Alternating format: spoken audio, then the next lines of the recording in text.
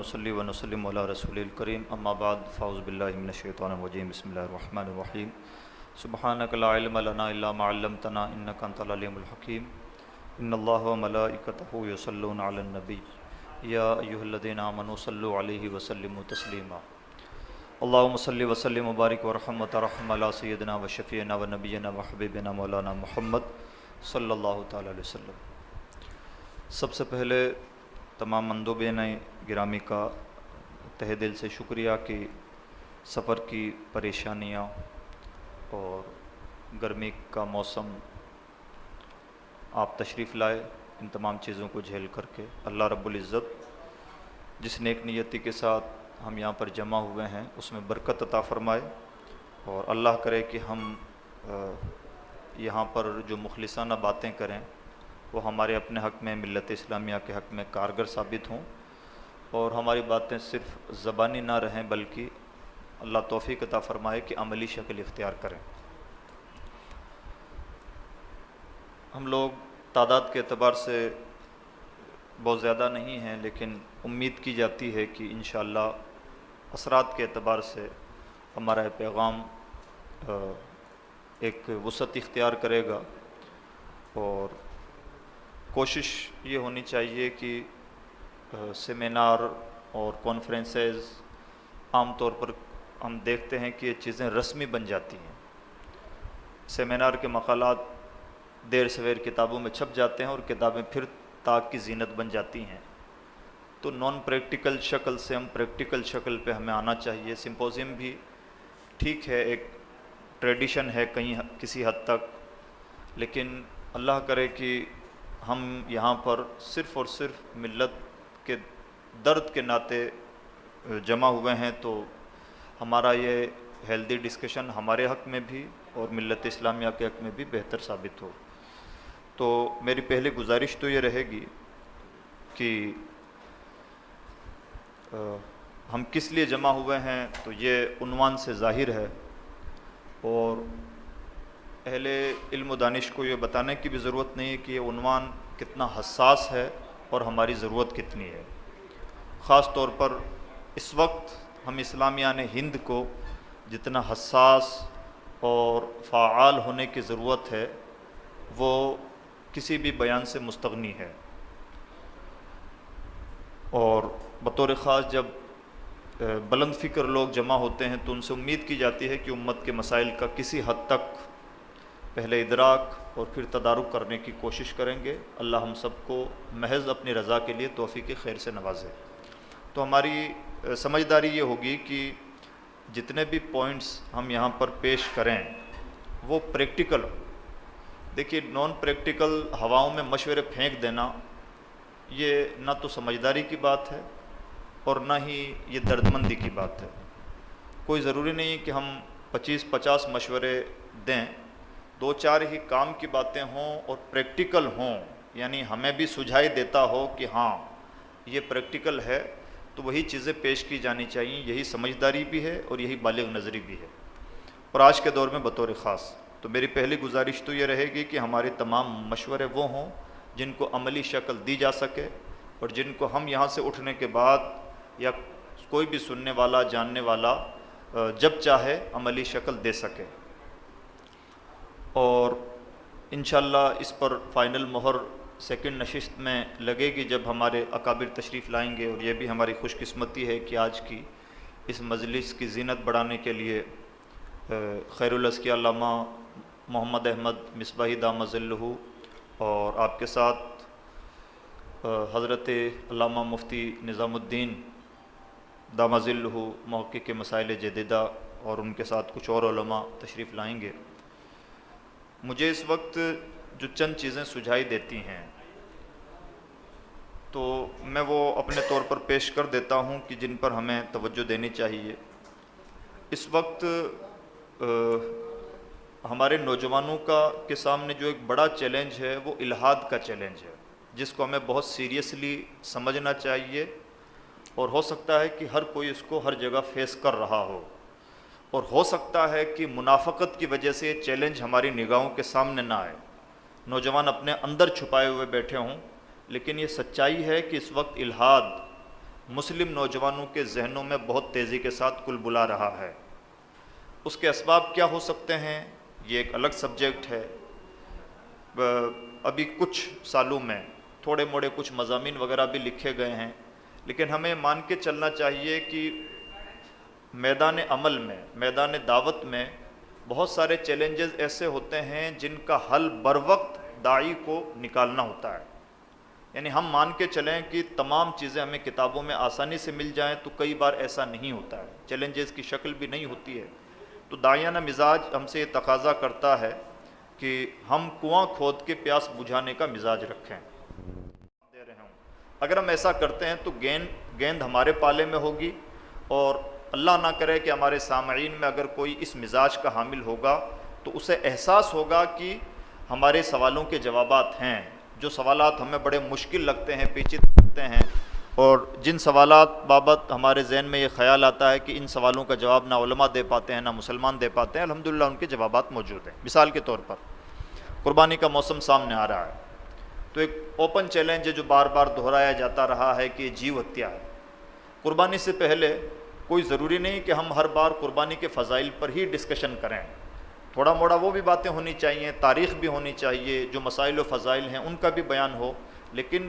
جس چیز پر بہت زیادہ فوکس ہونا چاہیے وہ اس ٹائپ کے اعتراضات ہونے چاہیے کہ قربانی کیوں کی جاتی ہے، اس کا بنیادی فلسفہ کیا ہے، اور بطور خاص اس میں بھی یہ جو اعتراض ہے کہ یہ جانوروں پہ ظلم ہے یا جیو ہتیا ہے، اس کا جواب دیا جانا چاہیے. اور یہی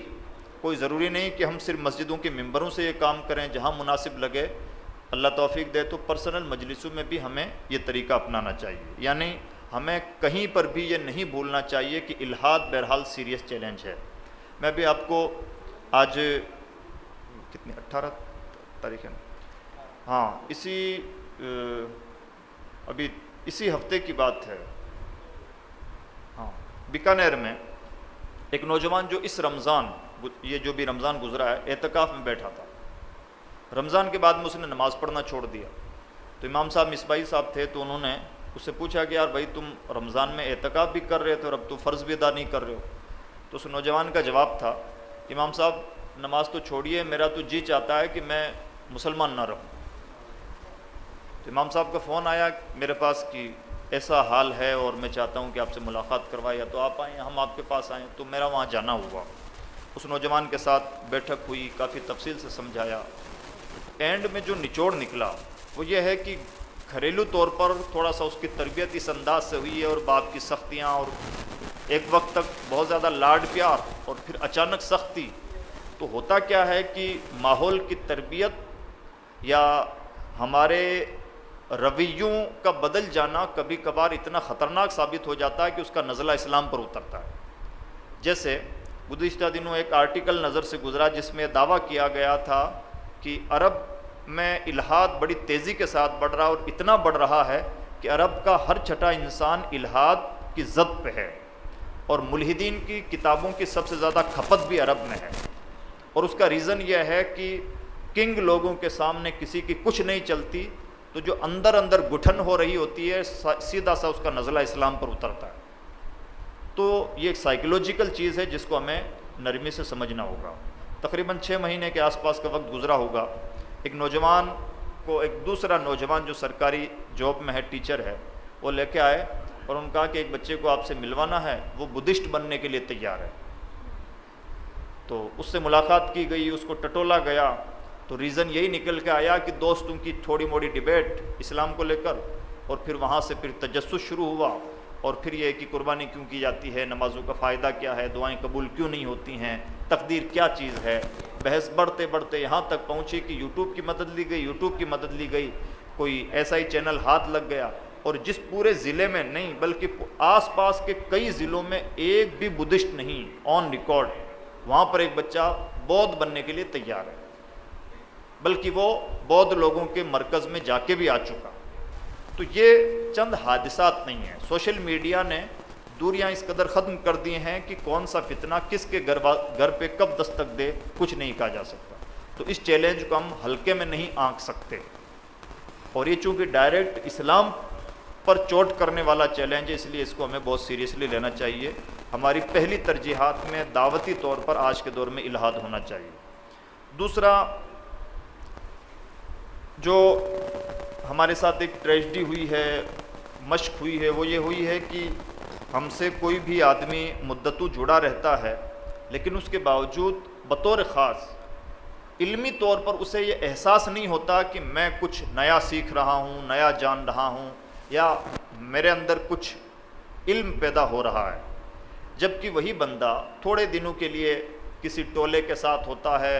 اور 40 دن کا یا 3 دن کا یا جو کچھ بھی ہوتا ہے وہ گزار کے آتا ہے،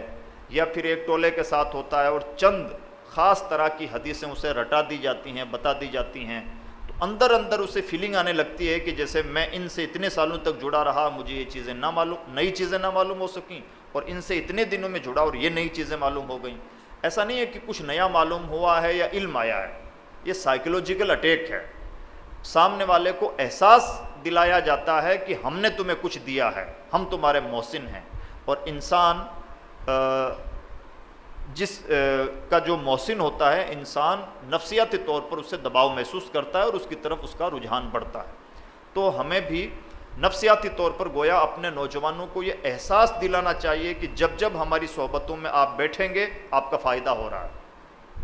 اس کی شکل کیا اپنائی جا سکتی ہے، یہ ایک دائی پر ڈیپینڈ کرتا ہے۔ تیسری چیز، اس وقت حالات کا تقاضا ہے کہ ہم روحانیت اور عملیات ان دونوں چیزوں کو عام کریں۔ ہمارے اپنے اندر کچھ چیزوں کو ہو سکتا ہے نشانہ تنقید بنایا جاتا ہو، جیسے مان لیجیے پیروں کی روش تنقید کا نشانہ ہو سکتی ہے اور بے شک وہ قابل اصلاح ہے۔ عملیات کی دنیا میں بہت سارے الٹے سیدھے کام ہوتے ہیں، وہ نشان تنقید بنتے رہے ہیں، آئندہ بھی بنتے رہیں گے، ان کی بے شک اصلاح ہونی چاہیے۔ لیکن اس وقت دنیا میں جس طرح کا ڈھونگ ڈھانگ رائج ہے اور ہر مذہب کے پیروکار اپنی روحانیت کی تسکین کے لیے ذرائع تلاش کر رہے ہیں، تو اس دور میں ہمیں چاہیے کہ صحیح طور پر روحانیت کی تفہیم بھی کریں اور عملیات کا سہارا لے کر کے ہم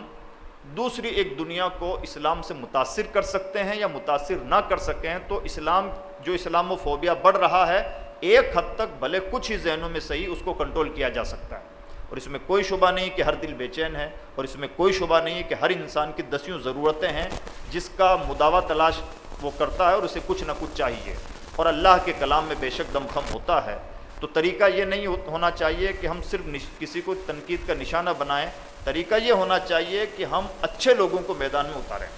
تو روحانیت بھی اس بات کا تقاضا کرتی ہے اور میدان عملیات بھی اس بات کا تقاضا کرتا ہے۔ اور دوسرا یہ کہ اس وقت کی ایک بڑی ضرورت ہے کہ علماء کی لیڈرشپ ٹریننگ کی جائے بطور خاص مدرسوں میں۔ جیسے مان لیجئے جس بچے کو ٹیچنگ کے فیلڈ میں آنا ہے، تو ظاہر سی بات ہے کہ اسے بھلے پرائمری سیکشن میں ہی پڑھانا ہو، اسے بی ایڈ کرنا ہوگا کمپلسری۔ ہمارے یہاں یہ ہے کہ اگر آپ ایک مدرسے سے فارغ ہوئے اور دوسرے مدرسے میں بخاری شریف پڑھانے کے لیے بیٹھ رہے ہیں، یا کسی شہر کے مفتی مقرر ہو رہے ہیں، یا کسی شہر کے قاضی یا کسی جامع مسجد کے امام، ٹریننگ کی 2 دن کی بھی شرط نہیں رکھی جاتی عملاً۔ ضروری ہے کہ ہم ایک خاص کورس لانچ کریں اسپیشلی لیڈرشپ ٹریننگ کا، اور اس میں بہت سارے سبجیکٹ کور کیے جا سکتے ہیں۔ تو بہرحال یہ کام ایک بہت ضروری کام ہے، یہ ہو جاتا ہے تو اس کا بڑا فائدہ ہوگا۔ اور تیسرا ایک عملی طور پر اہم کام، چوتھا عملی طور پر یہ ایک اہم کام یہ ہو سکتا ہے کہ اس وقت مدارس کے ساتھ جو کچھ سلوک ہو رہا ہے شعوری غیر شعوری طور پر، تو وہ ہماری نگاہوں کے سامنے ہے۔ تو ہمیں کوشش کرنی چاہیے کہ اس سے پہلے کہ دنیا ہمیں مجبور کرے، ہم بڑھ کر کے اپنے مدارس کو تھوڑا اپڈیٹ کریں، اور اپڈیٹ کرنے سے بھی مراد یہ ہے کہ اگر مدارس میں سنگم ایجوکیشن سسٹم نافذ کیا جا سکتا ہے تو کیا جانا چاہیے، اور ایسا پاسبل ہے۔ بلکہ ساؤتھ کے لوگوں نے کچھ پریکٹیکل طور پر ہمارے سامنے نمونے پیش کیے ہیں، تو ان چیزوں کو فالو کیا جانا چاہیے۔ دشمنوں کی زبان بھی بند ہوگی، اور سچی بات یہ ہے کہ ہمارے اپنے مدارس کے طلباء کو بھی دونوں طرح کی تعلیموں کی ضرورت ہے۔ مقصد ہرگز یہ نہیں ہے کہ مدارس اپنا وجود کھو دیں، یا مدارس کا جو بنیادی مقصد ہے یا تعلیمی ڈھانچہ ہے وہی منہدم ہو جائے۔ مقصد صرف یہ ہے کہ اتنا تو مدارس کو اپڈیٹ کر دیا جائے کہ وہ زمانے کے تقاضوں کو سمجھ سکیں، اور ایسا اس کے بنیادی ڈھانچے کے ساتھ کوئی چھیڑ چھاڑ کیے بنا بھی پاسبل ہے۔ اور ایک اور آخری تجویز میری طرف سے یہ ہے کہ ہمارے میدان دعوت میں اترے ہوئے تمام لوگ، میدان دعوت میں اترے ہوئے لوگوں سے مراد علماء، ائمہ، یا یوں کہہ لیجئے کہ ہم مذہبی لوگ سب لوگ ہیں، ان کو چاہیے کہ نوجوان صلاحیتوں کا، ہم سے جڑی ہوئی نوجوان صلاحیتیں، چاہے وہ مقتدیوں کی شکل میں ہوں، مریدوں کی شکل میں ہوں، یا عوام کی شکل میں ہوں، ان تمام کا، ان کی صلاحیتوں کا صحیح طور پر ادراک کریں اور پھر ان کی صلاحیتوں کا صحیح طور پر استعمال کریں۔ یعنی ایک داعی دین سے جڑے ہوئے لوگوں میں ہر طرح کی صلاحیتیں ہوتی ہیں۔ ایک امام کے مقتدیوں میں کتنے ہی رنگ ملتے ہیں، پرابلم یہ ہے کہ ہم نہ تو ان رنگوں کی پہچان رکھتے ہیں، نہ ان کی صلاحیتیں استعمال کرنا جانتے ہیں۔ نتیجہ کیا نکلتا ہے کہ جب کسی صلاحیت کا بھلا استعمال نہیں ہوتا تو وہ صلاحیت نگیٹو یوز ہونے لگتی ہے، اور ایسا بارہا ہوا ہے کہ اگر ہم صلاحیتوں کی حوصلہ افزائی نہیں کرتے، ان کا بھلا استعمال نہیں کرتے، یا انہیں آگے بڑھانے کا موقع نہیں دیتے، تو بجائے اس کے کہ وہ کسی کے حق میں مفید ثابت ہوں، وہ ہمارے اپنے حق میں بھی اور ملت کے حق میں بھی مضر ثابت ہونے لگتی ہیں۔ تو یہ چند کرنے کے کام ہیں جن پر ہمیں توجہ دینی چاہیے، اور ہماری ترجیحات میں چیزیں شامل ہونی چاہیے۔ میری آخری گزارش یہ رہے گی کہ ہم ایک گزارش تو یہ تھی کہ پریکٹیکل باتیں ہوں، دوسری گزارش یہ ہے کہ ہم تنقید کی بجائے، میں یہ بات اس لیے کہہ رہا ہوں کہ عام طور پر اب ہمارا مزاج بہت زیادہ تنقیدی ہو گیا ہے۔ سچی بات یہ ہے کہ تنقید کرتے کرتے ہماری بھی عمریں گزری جا رہی ہیں، ہم پرانوں پہ تنقید کر رہے ہیں، اور آنے والی نسلیں پھر ہم پہ تنقید کریں گے، تو ہم اس وراثت کو آگے نہ بڑھائیں، بلکہ ہم مسائل کا حل تلاش کرنا سیکھیں، اور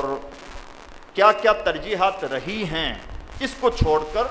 ہماری ترجیحات کیا ہوں اس پر بات کریں۔ میں امید کرتا ہوں کہ انشاءاللہ ایسا ہوگا۔ اللہ عمل کی توفیق عطا